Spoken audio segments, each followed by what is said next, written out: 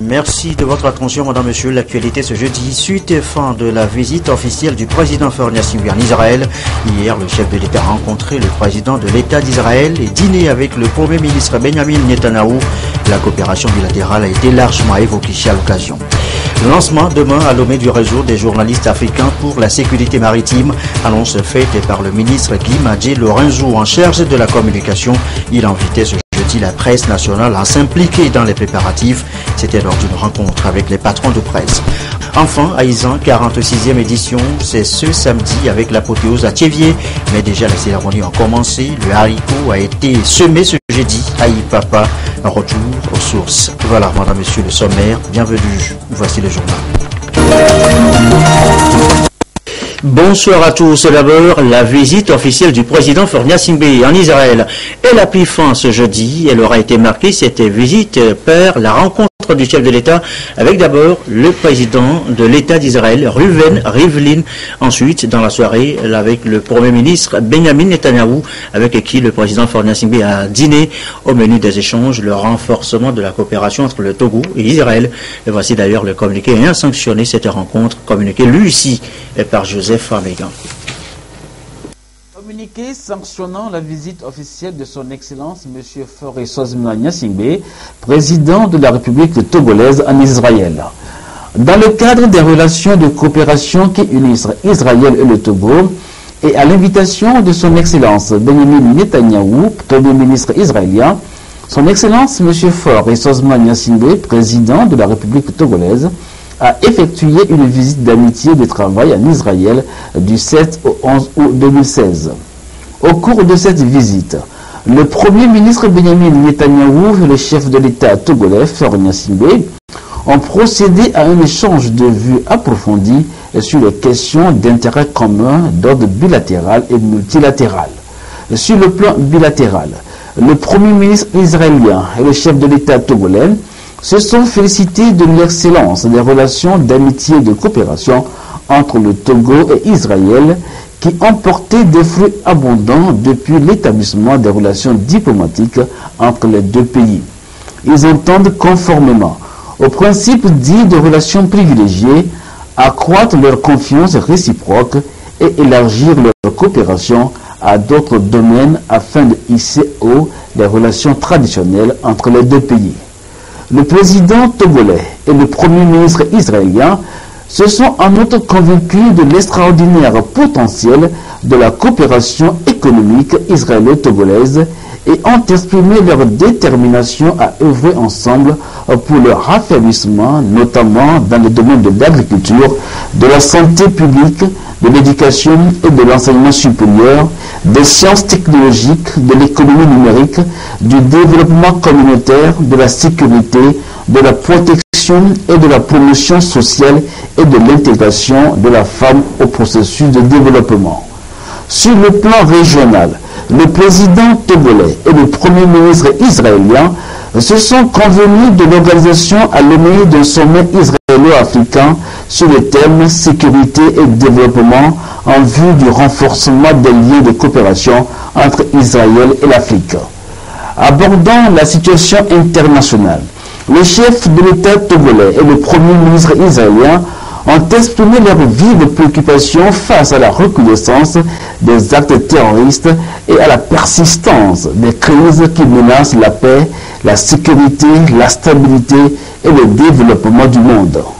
Ils ont à cet égard réaffirmé leur ferme condamnation du terrorisme sous toutes ses formes et ont appelé à la coordination des efforts et à la poursuite de la coopération internationale pour venir à bout de ce fléau.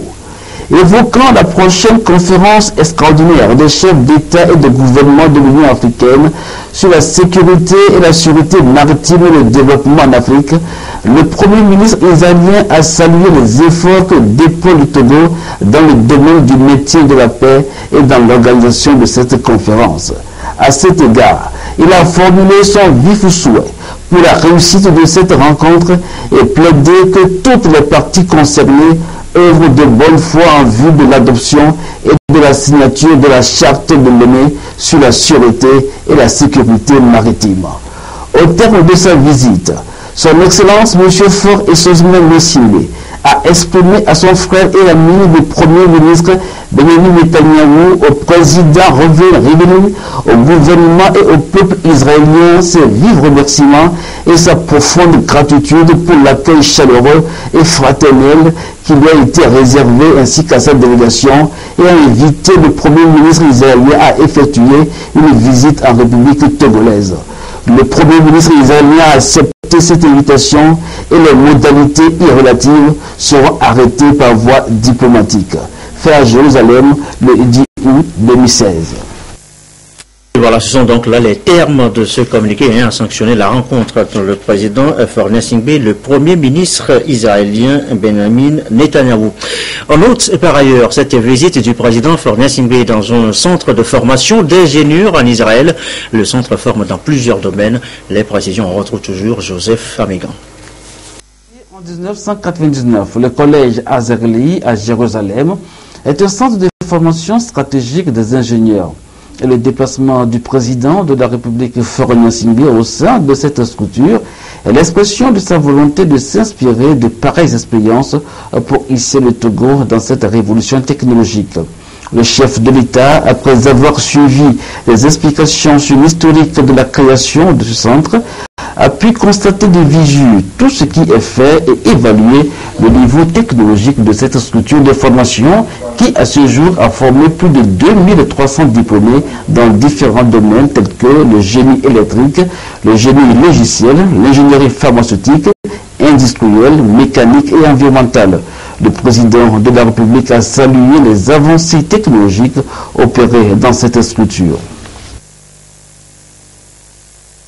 Voilà, et au dernier jour de son séjour en terre israélienne, le président de la République Faure Gnassingbé s'est rendu à l'Institut de recherche agricole Volcanic Center, un centre spécialisé dans la recherche et la conservation des produits agricoles. Nous reviendrons sur le sujet demain dans nos différentes éditions. Sur place, la primature a signalé deux audiences accordées ce jeudi par le chef du gouvernement. La première aux nouvelles, l'administrateur directeur général de l'Union togolaise des banques UTB, et Patrick Mesrali est allé présenter ses projets au Premier ministre. En seconde audience, comme Isselom Klassou a reçu l'ambassadeur de Chine au Togo. La coopération bilatérale a été le sujet de discussion. Des précisions au micro de Carmen Madjiakapou. J'ai été nommé à la direction générale de l'UTB depuis le 1er juillet. Et donc c'était une visite de courtoisie pour ce nouveau poste, pour présenter ce nouveau poste à Monsieur le Premier ministre. Donc juste pour vraiment visite de courtoisie, me présenter, rappeler que la banque est une banque publique, c'est la banque de l'État, son actionnaire c'est l'État. Et donc voilà, présenter un peu les travaux que nous sommes en train de faire et les perspectives de développement de la banque. Et surtout rassurer le Premier ministre que cette banque, qui est la banque, sa banque, est à la disposition de l'État pour l'accompagner dans le financement de ses projets, financement viable et de développement durable de ces projets, et faire profiter effectivement les projets de l'État du réseau de l'UTB, qui est le plus grand réseau du pays, qui est avec 46 agences et qui couvre l'intégralité, qui maille l'intégralité du territoire togolais. Donc s'il y a un projet à faire dans une région un peu éloignée, il y aura toujours un relais bancaire de l'UTB dans cette région. Donc voilà, c'était vraiment pour présenter ces perspectives-là et assurer Monsieur le Premier ministre de la disponibilité de notre banque. J'ai eu le grand honneur d'être reçu par son Excellence Monsieur le Premier ministre et j'ai eu l'occasion de lui rendre compte des dernières réalisations de coopération, des projets de coopération entre nos deux pays. Son Excellence Monsieur le Premier ministre m'a présenté les grandes priorités du développement du Togo. Et je suis vraiment impressionné par les grandes réalisations, les bons succès de la croissance économique du Togo. Et après la visite d'État du président togolais en Chine, et d'ailleurs C'était une visite vraiment très très fructueuse. Nous sommes en train de concrétiser les fruits de cette visite et aussi les grandes convergences des deux présidents. Le sommet sur la sécurité maritime, nous l'annoncions tout à l'heure en titre, le Togo accélère les préparatifs à tous les niveaux. Aujourd'hui, le ministre en charge de la communication a rencontré les patrons de presse. Le rôle des médias avant, pendant et après le sommet a été évoqué à l'occasion avec en prime cette annonce du ministre, lancement demain à Lomé du réseau des journalistes africains pour la sécurité maritime. Pierre Sessoupon. Des patrons de presse tutoient à la déclaration liminaire de leur premier interlocuteur. À l'appel du ministre de la Communication, ils ont répondu présents pour parler profession. Au centre, le sommet sur la sécurité maritime prévu pour le mois d'octobre prochain à Lomé. Guima Di Lorenzo va d'abord planter le décor en lien avec la responsabilité et l'engagement de la presse togolaise avant, pendant et après le sommet. Vous aurez un rôle à jouer avant, pendant et après le sommet. Vous devez informer toutes nos couches sociales, quelle que soit leur obédience, de l'organisation de ce sommet et de ce que ça va représenter pour notre pays et puis pour l'Afrique tout entière. Premièrement, il faudra couvrir ce sommet. Il faudra que vous informiez du déroulement des travaux durant ce sommet également. Et après, il faudra faire le bilan et restituer à vos lecteurs, à vos auditeurs, les conclusions que nous espérons bénéfiques, puisque nous espérons, nous souhaitons, et nous avons une diplomatie agissante qui fait tout pour convaincre les autres chefs d'État et de gouvernement que la charte de Lomé doit être impérativement signée, afin que nous puissions tous mettre en commun nos réflexions, nos moyens et nos efforts pour endiguer le fléau. Une intervention qui ouvre le débat et les journalistes ont exploré les contours du sujet sans tabou. Des dispositions d'accès aux informations à la couverture de l'événement en passant par les accréditations, tout a été passé au peigne fin, vu les enjeux de cette grande rencontre internationale. C'est une bonne initiative et nous pensons que, en tant que journalistes, nous devons adhérer au principe de cette organisation en matière communicationnelle si et surtout toutes les conditions sont réunies. Donc le ministre nous a exposé un tout petit peu les contours scientifiques, communicationnels et préparatifs du sommet. Et nous avons également réitéré au ministre les difficultés que nous rencontrons dans la couverture de ces différents sommets. Au-delà de l'accréditation qui devait être de droit, il y a la façon dont le ministère va organiser la gestion financière, parce que nous sommes des entreprises de presse et nous devrions quand même passer ces communications à travers des insertions sur un contrat. Déjà, les pistes sont là, nous avons évoqué cette piste avec le ministre, on va essayer de réfléchir là-dessus et voir lequel de ces types correspond le mieux, j'allais dire, à cette organisation, à ce sommet-là, pour que, disons, les populations les plus reculées puissent avoir accès à cette information, à savoir quel est l'intérêt donc de ce sommet sur leur vie. Il faudrait qu'à un moment donné, la presse puisse prendre ses responsabilités pour essayer d'expliquer tout cela. Et pour expliquer tout cela à toutes les couches, au niveau national et international, le ministre de la Communication a annoncé officiellement le lancement ce vendredi du réseau des journalistes africains pour la sécurité maritime. Le réseau connaîtra la participation de 12 délégations étrangères et tout ce beau monde-là est déjà arrivé, ils sont dans nos murs pour le lancement de cet événement important qui sera présidé par le ministre de la Communication. L'économie bleue dans le développement socio-économique, la presse togolaise et avec elle, le ministre de la Communication y croit. Et à Guima Di Lorenzo de les inviter à mieux jouer leur partition dans l'éthique et la déontologie de la profession. Les chambres régionales de métiers du Togo et d'Allemagne désormais en partenariat. Les deux parties ont signé le protocole d'accord ce matin, attendu dorénavant des échanges d'expériences entre les deux chambres. L'emploi est surtout concerné par cet accord. Komu Boyode. Une nouvelle dynamique pourra donc être insufflée à l'artisanat togolais. Désormais, les différents métiers bénéficieront de l'assistance technique, j'allais dire du savoir et du savoir-faire de la Chambre de métiers de Cologne en Allemagne. Un échange d'expérience entre les deux pays, ce qui pourra apporter un souffle à l'artisanat togolais. La signature de ce protocole d'accord de partenariat jette ainsi les bases de ce nouveau départ. Les corps de métier et les chambres de métier ont été mis en place à partir du projet GTZ, promotion de l'artisanat au Togo. Mais, à peine ces chambres naissaient, elles ont été sevrées par la rupture de la coopération que nous savons tous. Résultat, bien de ces chambres régionales de métiers, pour ne pas dire toutes, sont restées au stade transitoire et tardent encore à trouver leur vitesse de croisière. Comprenez donc qu'il y a longtemps qu'un tel projet était attendu au Togo. Ce geste ne vient que renforcer les liens d'amitié et de coopération qui existent depuis longtemps entre les deux pays. L'ambassadeur d'Allemagne au Togo salue la qualité et le dynamisme de cette coopération.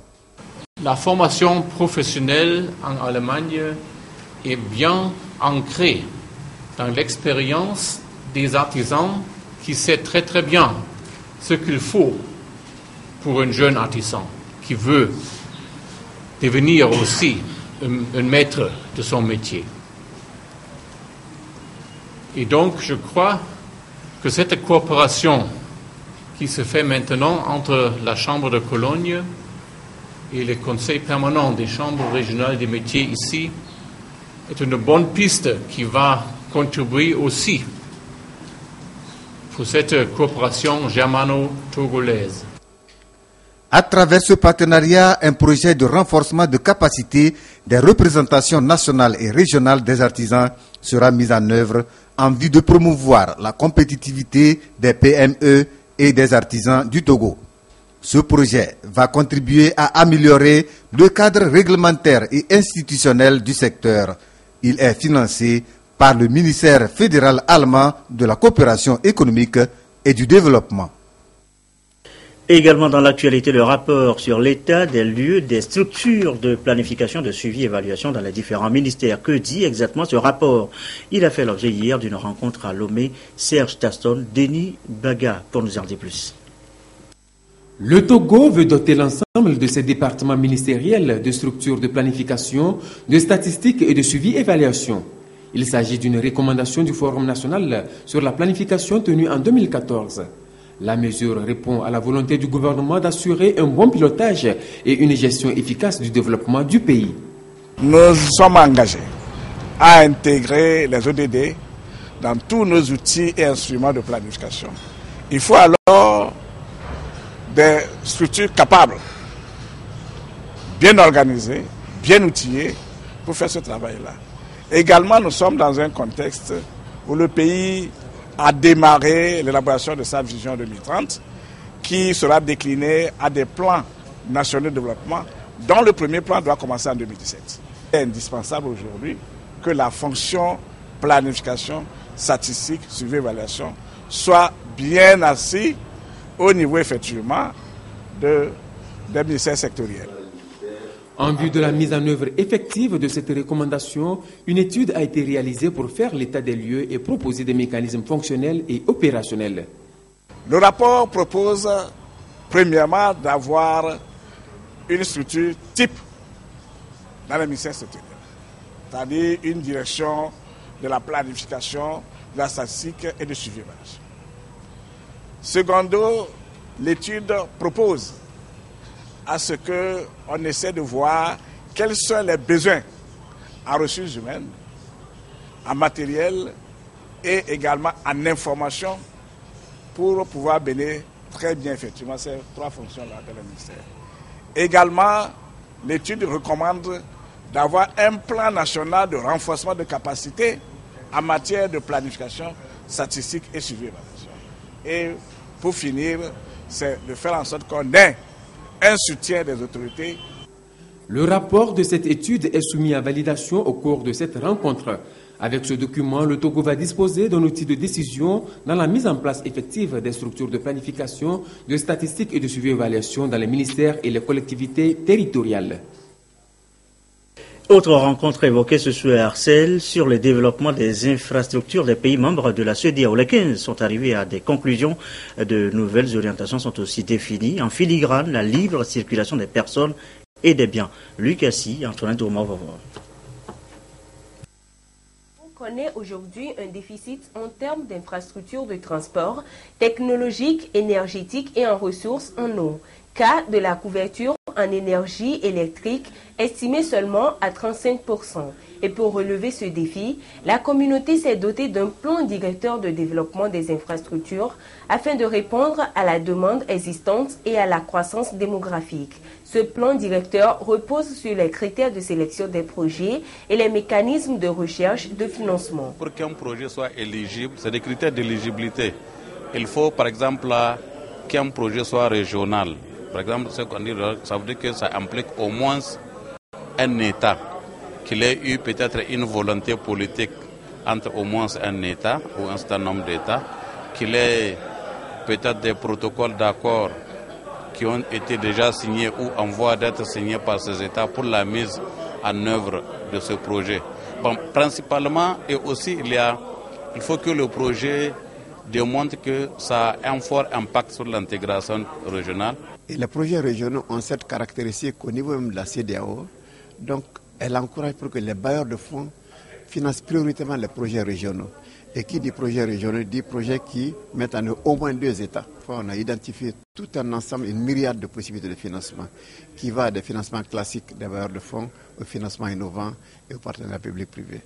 Ce plan directeur de développement des infrastructures qui prend en compte les besoins en matière d'infrastructures des 15 pays membres de la CEDEAO sera mis en œuvre en fonction des planifications à l'échelle nationale de chaque État. Ceci afin d'insuffler une nouvelle dynamique à la croissance économique et au développement des services dans l'espace communautaire.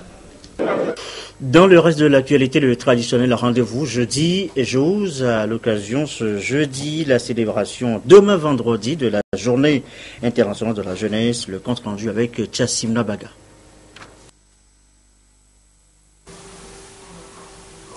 Ce 10e rendez-vous de jeudi j'ose a été spécialement consacré à la journée internationale de la jeunesse. Il était question de mobiliser les jeunes Togolais autour des problématiques clés des objectifs de développement durable, notamment l'élimination de la pauvreté, la production et la consommation durable à l'horizon 2030, suivant la thématique de la journée. Qu'il s'agisse de la production, qu'il s'agisse de la consommation, les jeunes sont au cœur de l'activité au niveau des sociétés et ils sont les véritables acteurs des transformations que nos sociétés doivent connaître si nous voulons aller au développement durable. Les jeunes entrepreneurs d'aujourd'hui seront les grands hommes d'affaires de demain. Il est donc important de leur inculquer les valeurs des objectifs de développement durable que sont la croissance inclusive et la protection de l'environnement. Voilà pourquoi les échanges ont porté sur l'entrepreneuriat des jeunes comme vecteur pour la réalisation des objectifs de développement durable. Nous faisons la promotion de l'entrepreneuriat vert pour la sauvegarde de l'environnement et cette thématique a fait l'objet donc de la rencontre que nous avons eue aujourd'hui. Vous avez vu l'ONG JVE qui était à nos côtés pour débattre de la thématique de l'entrepreneuriat vert qui est un entrepreneuriat qui est très créateur de valeur, d'emploi, de richesse, surtout dans nos pays où la consommation, je dirais, qui respecte l'environnement est créatrice de valeur. On recycle des déchets plastiques comme des sachets Pure Water qu'on collecte dans les rues par différents moyens. Et quand on collecte les sachets dans les rues, ça permet d'assainir les rues et forcément ça protège l'environnement d'une certaine façon. Les jeunes ont été également édifiés sur la campagne Vivre ensemble de l'Organisation internationale de la francophonie. Plusieurs produits de jeunes entrepreneurs togolais ont été exposés. 9 mois d'efforts, la récompense maintenant pour les plus méritants en cette fin d'année. Les meilleurs élèves dans les lacs ont vu leur réussite scolaire couronnée de cadeaux à Nero. Président Zissou. Deuxième édition du programme Récompense du savoir. Cet engagement de la Fondation Nana Année 15 permet d'enraciner en la jeunesse scolarisée de la préfecture des Lacs et celle des autres localités du Togo une aspiration à l'excellence pour constituer l'élite de demain. Dans la catégorie meilleure moyenne annuelle des collèges et lycées, sur les 151 récipiendaires issus de 140 établissements scolaires des 3 degrés d'enseignement, Loïs Lidaou et Djeou, élève en 6e au collège littoral de Kpémé, s'est démarquée avec une moyenne de 17,40. Elle est également 2e en sciences physiques et 3e en mathématiques. J'ai venu travailler avec l'aide de mes parents, de mes frères et sœurs et de tous les professeurs qui m'ont enseigné. Je remercie Nana Année et que Dieu le bénisse pour tout ce qu'il a fait pour nous. D'autres lauréats aux examens nationaux ont été également récompensés. Le premier au bac 2 de cette année, c'est Paul Ete Fiagnon du lycée scientifique de Lomé avec 17,95 de moyenne. Il a reçu un ordinateur portable, des livres, un certificat d'excellence et une enveloppe de 200 000 francs CFA.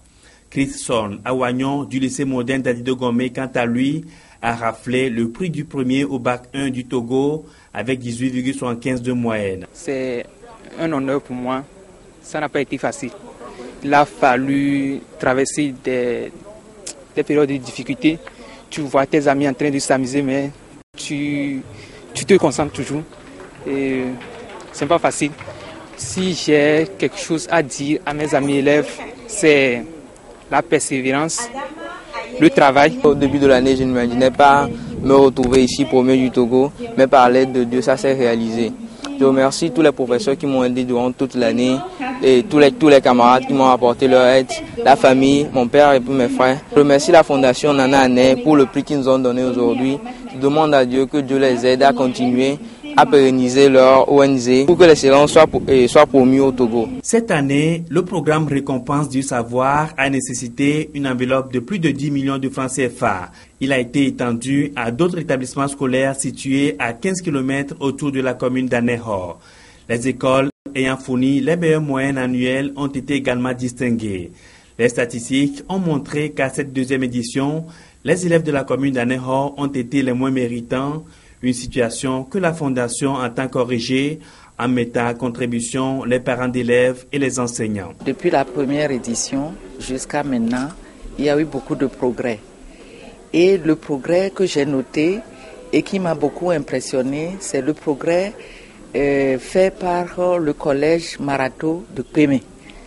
J'ai vu que ce collège a ramassé beaucoup de prix. Et je pense que nous devons nous rapprocher de ce collège pour savoir quel est le niveau de son encadrement, qu'est-ce que nous pouvons en tirer et voir comment ce collège peut servir d'accompagnement au collège public et à d'autres collèges pour que les enfants puissent arriver à ce niveau d'excellence que nous avons remarqué. L'initiative a tout simplement séduit les cadres de cette préfecture qui entendent apporter leur soutien à la Fondation Nana Année 15 pour la rendre pérenne. Récompenser le savoir, encourager les jeunes à lutter pour acquérir le savoir constitue, à n'en point douter, un des meilleurs choix pour porter cette préfecture et notre pays de façon à être au diapason des exigences du monde moderne, caractérisées justement par le savoir. On a célébré la qualité, on a célébré l'intelligence, on a célébré l'endurance. C'est l'avenir du Togo dont il est question ici. D'ici quelques temps, nous allons emboîter le pas à Sa Majesté. Il sera organisé le 18 août prochain à Notin cette même initiative au profit de 75 établissements scolaires de la préfecture de Ao en collaboration avec la Fondation Nana Année 15. Les 2 premiers ex-aequo au BPC 2016 seront honorés à cette occasion. Ils viennent des collèges de Tichao et de Soutoubois. L'État accompagne fortement ces différents programmes d'excellence en milieu scolaire car ils répondent à la politique de promotion de l'éducation nationale. Par ma présence déjà, au nom du chef de l'État, nous soutenons cet événement. Il peut être soutenu à divers titres et nous y veillerons. L'événement peut être étendu au-delà de la préfecture des Lacs à tout le territoire. Cela nécessite des efforts et nous voulons encourager toutes les bonnes volontés à se mettre autour de la table pour faire perdurer un tel événement. Le programme Récompense du savoir vient en appui au programme Excellence Junior, lancé depuis 2012 et est axé sur l'octroi de bourses et d'aides scolaires chaque année aux 20 meilleurs qui ont réussi au CPD. Ils sont accompagnés jusqu'au baccalauréat. La Fondation intervient aussi dans le domaine de la santé avec la prise en charge des enfants de 0 à 5 ans et des personnes âgées. Les perspectives pour les prochaines années s'annoncent très innovantes. La créativité, le savoir-faire en TIC seront récompensés. Du forage, un bloc de latrines communautaires pour les populations de Agoué, à Tchanvé, Kégué, des ouvrages financés par le Parti Unir et réalisés par Anadeb à hauteur de 19 millions de francs CFA. La réception a été faite ce matin. Luc Assis.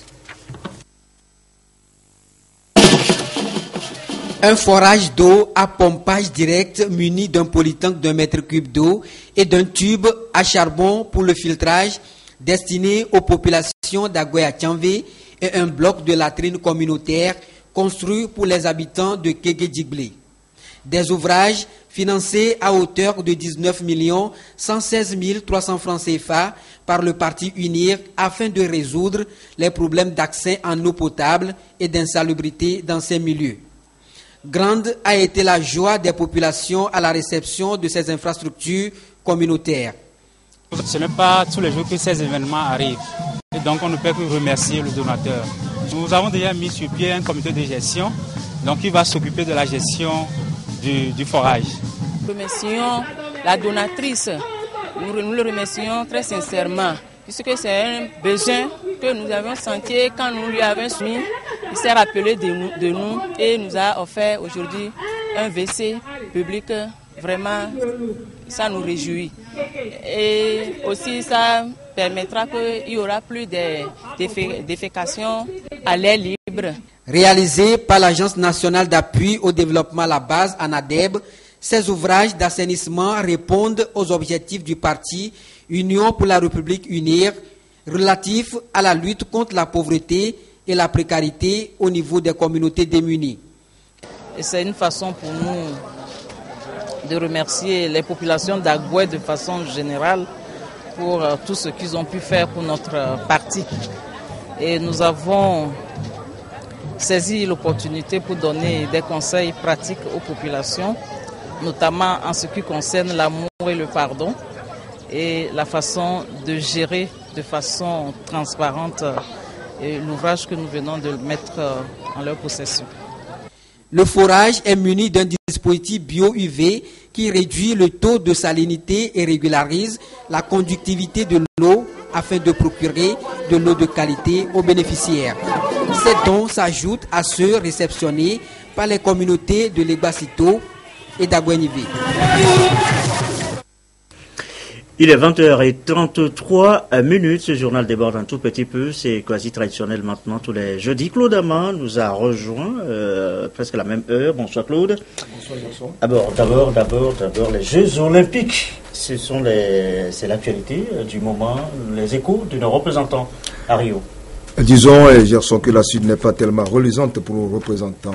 Et Mének Pegba a fini 6e sur 8 dans sa série 50 ménages libres avec un chrono de 27 secondes 67. Ses compatriotes, la nageuse Rebecca Kossi et l'athlète PC Prenam rentreront en compétition demain. Justement, intéressons-nous à PC Prenam qui a peaufiné ses derniers préparatifs pour le départ du 100 mètres, comme l'a constaté notre envoyé spécial à Rio, Alfred Kolani.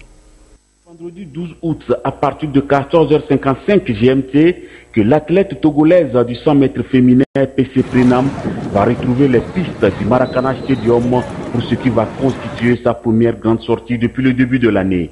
Arrivée à Rio le 27 juillet dernier, la pensionnaire du Centre international d'athlétisme de Dakar a peaufiné ses préparatifs à Airport Stadium aux côtés de Fabrice Dabla, l'autre athlète togolais, et sous la conduite du directeur technique national de la Fédération togolaise d'athlétisme. Au jour d'aujourd'hui, les performances que j'ai eu à prendre lors des entraînements, je crois que mes poulains sont très en forme.